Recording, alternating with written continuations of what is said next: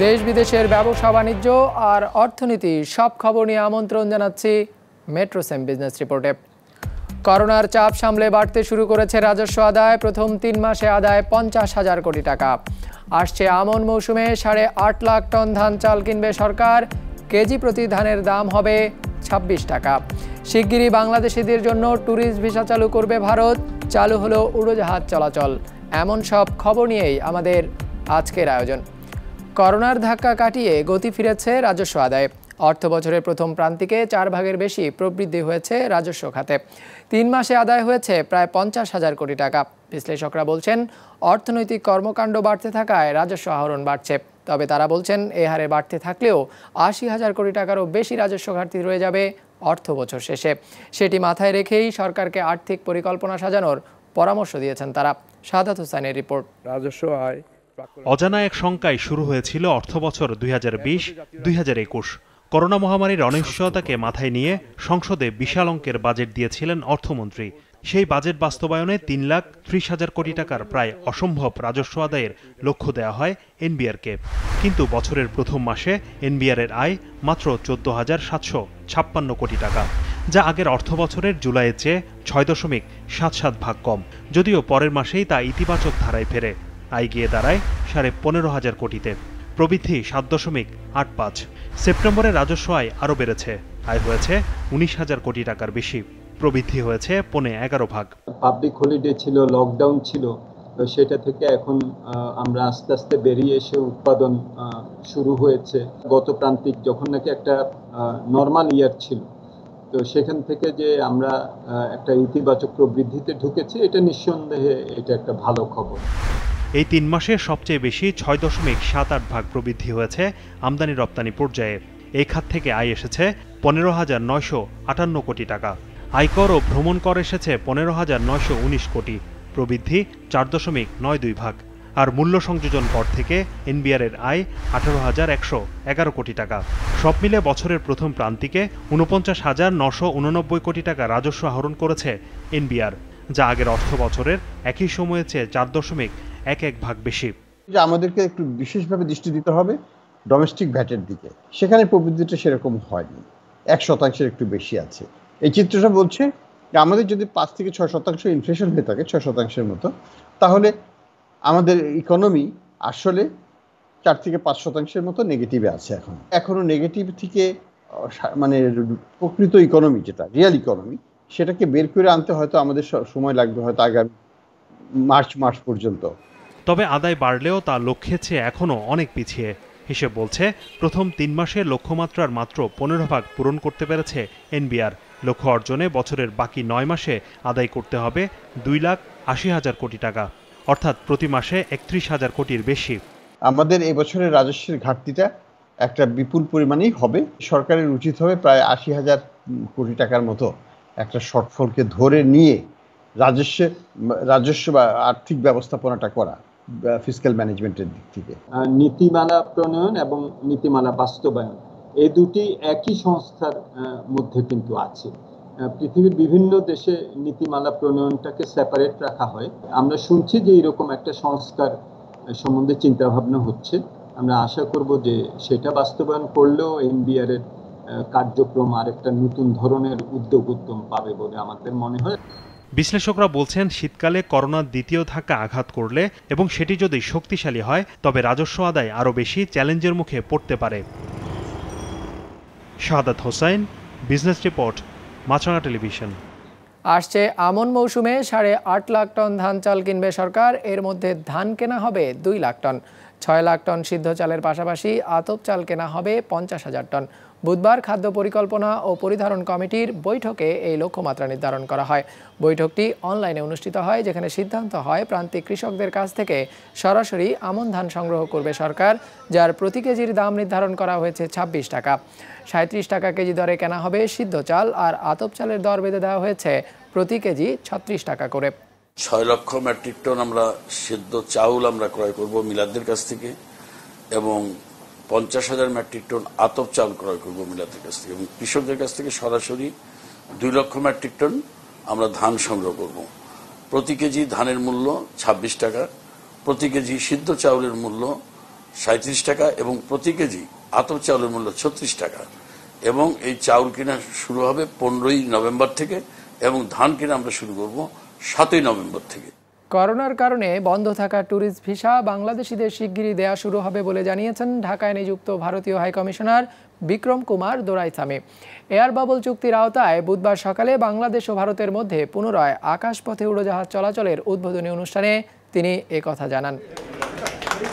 Corona মহামারীর কারণে প্রায় 7 মাস বন্ধ থাকার পর আজ আবার শুরু হয়েছে বাংলাদেশ ও ভারতের মধ্যে আকাশপথে যোগাযোগ।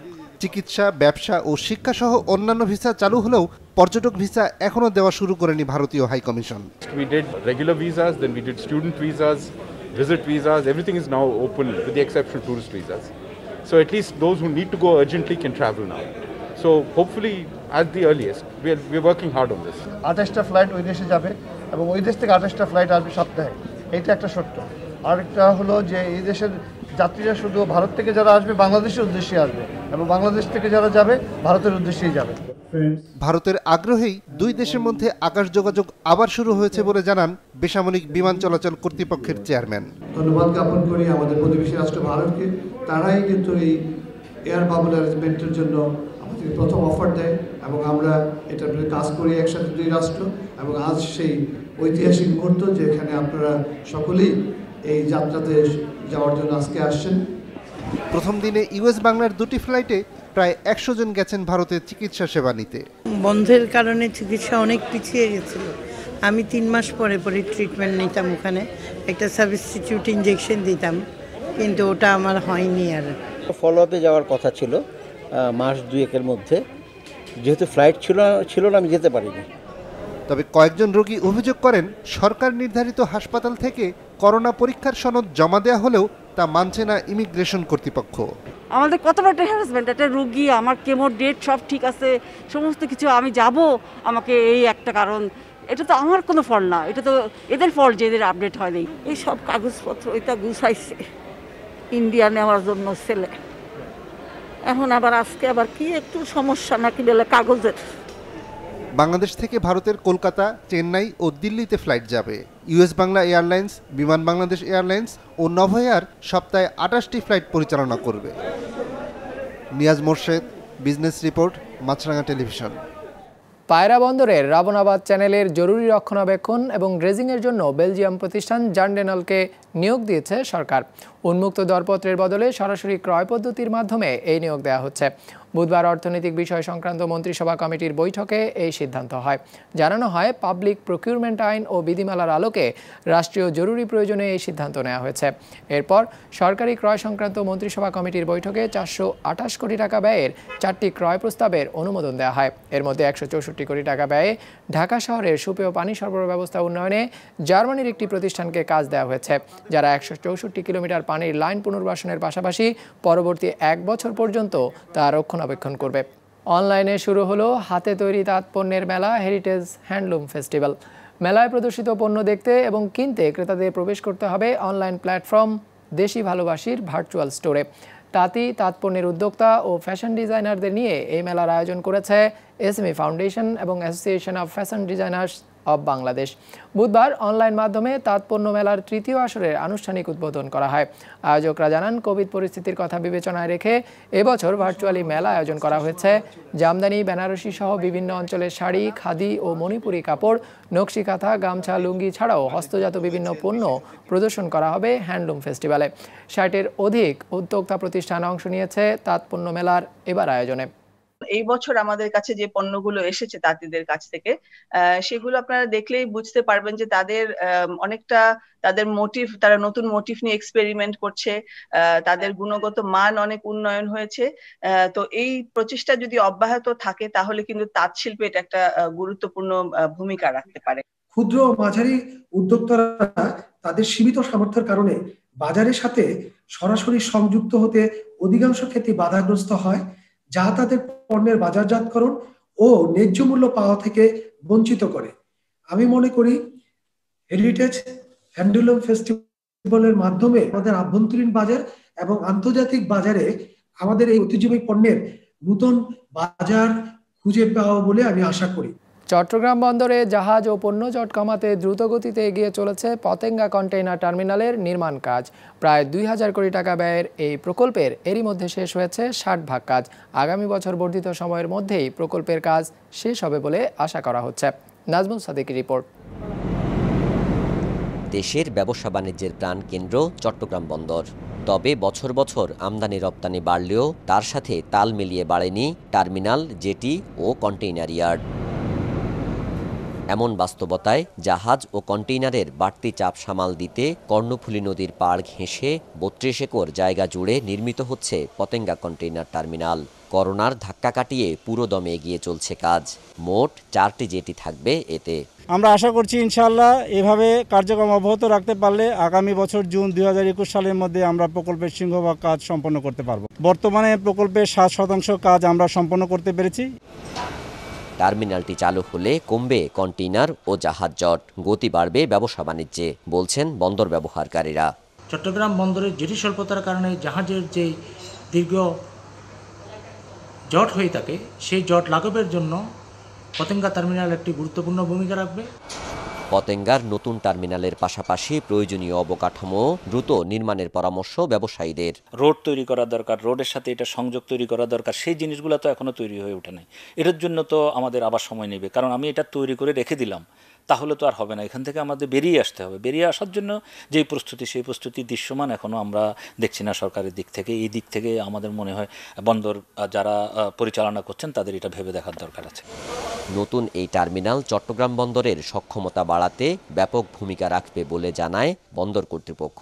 চট্টগ্রাম বন্দরের যে জেটিগুলোতে কার্গো হ্যান্ডেল করা যায় না, আমরা কার্গো জিসিবিতে কন্টেনার হ্যান্ডেল করি, আমরা তখন এখানে কার্গো আরও বেশি হ্যান্ডেল করতে পারবো। এই সুবিধাটা আমরা ভাগাভাগি করে নিতে পারবো এবং এই 3টি জেটির মাধ্যমে চট্টগ্রাম বন্দরের সক্ষমতা আরও এক ধাপ বাড়বে। টার্মিনালটি চালু হলে এখানে বছরে ৪ লাখের বেশি কন্টেইনার হ্যান্ডলিং করা সম্ভব হবে। নাজমুল সাদিকি, বিজনেস রিপোর্ট, মাছরাঙ্গা টেলিভিশন।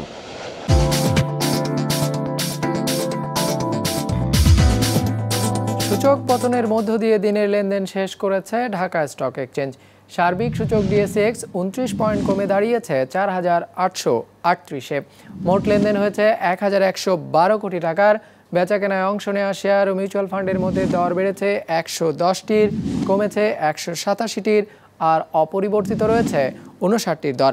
এবার বাজার নিয়ে বিশ্লেষণ শুনবো অ্যালায়েন্স ক্যাপিটাল অ্যাসেট ম্যানেজমেন্টের। বিগত কয়েকটি সেশনসে দেখা যাচ্ছে যে মার্কেটে প্রাইস কারেকশন হচ্ছে। আজকে broad index almost ২৮ point lose করে, কিন্তু মার্কেটে পার্টিসিপেশন অনেকটাই বেশি ছিল। আজকে মার্কেটে অলমোস্ট ১১০০ কোটি টাকা ট্রেড হয়েছে। এই সপ্তাহে বেশ কয়েকটি কোম্পানিজের আর্নিংস ডিক্লেয়ার করা হয়েছে, কিন্তু দেখা যাচ্ছে আর্নিংসগুলো আসলে ইনভেস্টর এক্সপেকটেশন পর্যন্ত রিচ করতে পারেনি। আসলে প্যান্ডেমিকের কারণে অলমোস্ট সবগুলো সেক্টরসই বাংলাদেশে অ্যাফেক্টেড হয়েছে এবং যার একটি রিফ্লেকশন আমরা ইপিএসে দেখতে পাচ্ছি। সো এই সপ্তাহে দেখা যাচ্ছে যে অনেকটা সেল প্রেশার লক্ষ্য করা যাচ্ছে মার্কেটে। আজকে ইন্স্যুরেন্স এবং মিউচুয়াল ফান্ড সেক্টরের অধিকাংশ কোম্পানিজের স্টকসের প্রাইস আজকে বৃদ্ধি পেয়েছে। আজকে বেশ কয়েকটি ব্যাংকসের ইন্ডেক্স পজিটিভলি কন্ট্রিবিউট করেছে। For example Dutch Bangla, BRAC, City Bank, Exim Bank এবং ইউসিবি। ইন্স্যুরেন্স সেক্টর বরাবরের মতোই ইন্ডেক্স টার্নওভারে লিড করেছে, 49% কন্ট্রিবিউট করে, followed by mutual fund sector এবং ফার্মা সেক্টর। ২০২৫ সালের মধ্যে বিশ্বের মোট কাজের অর্ধেকই করবে রোবট। এর ফলে কারখানাগুলোতে কাজের সুযোগ হারাবে প্রায় ২ কোটি মানুষ। তবে যথাযথ দক্ষতা অর্জন করতে পারলে এই সময়ের মধ্যে প্রায় সমপরিমাণ কর্মসংস্থান সৃষ্টি করা সম্ভব হবে। ওয়ার্ল্ড ইকোনমিক ফোরামের প্রকাশিত এক রিপোর্টে এসব তথ্য উঠে এসেছে। ডেস্ক রিপোর্টে বিস্তারিত। কোভিড-১৯ বিশ্বজুড়ে শুধু স্বাস্থ্য সংকটই তৈরি করেনি, দেশে দেশে বাড়িয়ে দিয়েছে কর্মহীন মানুষের সংখ্যাও। কর্মহীন মানুষের কাজের সুযোগ তৈরির মাধ্যমে অর্থনৈতিক পুনর্জাগরণ এখন সামনের দিনে বড় চ্যালেঞ্জ মনে করা হলেও ওয়ার্ল্ড ইকোনমিক ফোরাম বলছে কর্মসংস্থানের ক্ষেত্রে যন্ত্র নির্ভরতা বৃদ্ধি কোভিড পরবর্তী বিশ্বের জন্য বড় মাথাব্যথার কারণ হয়ে উঠবে। ওয়ার্ল্ড ইকোনমিক ফোরামের প্রকাশিত the future of jobs report বলছে বর্তমানে পৃথিবীর ৬৭ ভাগ কাজ করছে মানুষ আর ৩৩ ভাগ মেশিন, যেটি আগামী ৪ বছরের মধ্যে প্রায় সমান সমান হয়ে যাবে। ২০২৫ সাল নাগাদ সংখ্যাটি দাঁড়াবে ৫৩ আর ৪৭-এ। এটিকে রোবট রেভলিউশন আখ্যা দিয়ে বলা হয় করোনা পরবর্তী বিশ্বে খরচ কমাতে চাকরিদাতা কোম্পানিগুলো অটোমেশনের পথে হাঁটছে। জরিপ বলছে এ ধরনের কোম্পানির সংখ্যা প্রায় 50 ভাগ। আর এমন অটোমেশনের কারণে কারখানাগুলোতে প্রায় 2 কোটি কাজের সুযোগ হারাবে মানুষ। যদিও হিসেব বলছে সামনের দিনে রোবট বিপ্লবের হাত ধরে 9 কোটি 70 লাখ নতুন কাজের সুযোগ তৈরি হবে, যার বেশিরভাগই দক্ষতা ভিত্তিক। আর এর জন্য আগামী 4 বছরে বিশ্বের অর্ধেক কর্মীকে নতুন দক্ষতা অর্জন করতে হবে। এসব দক্ষতা অর্জনে অবশ্য একাডেমিক পড়াশোনার চেয়ে অনলাইন মাধ্যম গুরুত্বপূর্ণ হয়ে উঠবে, যেখানে 1 থেকে 5 মাসের প্রশিক্ষণের প্রয়োজন পড়বে কর্মীদের। প্রতিবেদন বলছে আগামী 4 বছরে বিশ্বের চাহিদা বাড়বে বিশ্লেষণী ও উদ্ভাবনী ক্ষমতার, কার্যকরী লিখন কৌশল, জটিল সমস্যার সমাধান, সৃজনশীলতা, নেতৃত্বগুণ, প্রযুক্তি ব্যবহার, নজরদারি ও নিয়ন্ত্রণ, ডিজাইন এবং প্রোগ্রামিংয়ের মতো বিষয়গুলো। মুস্তফা তাহান, বিজনেস রিপোর্ট, মাছরাঙ্গা টেলিভিশন। দর্শক, আমাদের যে কোনো পর্ব নিজেদের সুবিধাজনক সময়ে দেখতে সাবস্ক্রাইব করুন বিজনেস রিপোর্টের অফিসিয়াল ইউটিউব চ্যানেল। ফেসবুক পেজে লাইক দিয়ে আপডেট থাকুন ব্যবসা বাণিজ্যের আলোচিত সব ঘটনা সম্পর্কে। আর আপনাদের মতামত জানান ইনবক্সে। আজ এটুকুই, বিদায় নিচ্ছি, ভালো থাকবেন।